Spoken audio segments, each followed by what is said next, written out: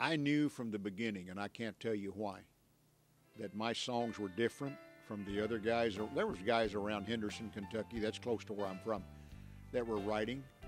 But I knew my songs were different. They were better. My songs were as good as what I was hearing on the radio. And I knew that.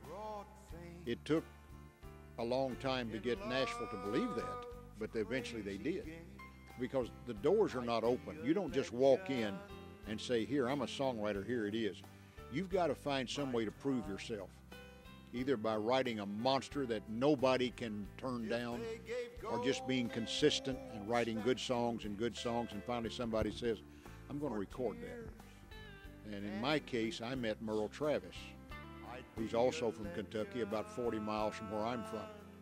And Merle Travis loved my songwriting and got me in touch with Chet Atkins.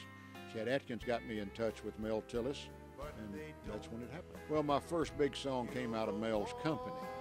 My first big song was recorded by Porter Wagner. He heard a song, Mel heard it first. I went in and did it for him, and he called Porter. And Porter loved it. And Porter called Chet and said, we've got a song we got to record now. So that night, which does not happen, they recorded that song. That's how hot this song was, called Little Boy's Prayer. And he had a record out. Porter had a record out that only been out 2 weeks, called You Gotta Have a License. And they pulled that record off the market and put out Little Boy's Prayer immediately. And that was the first big one.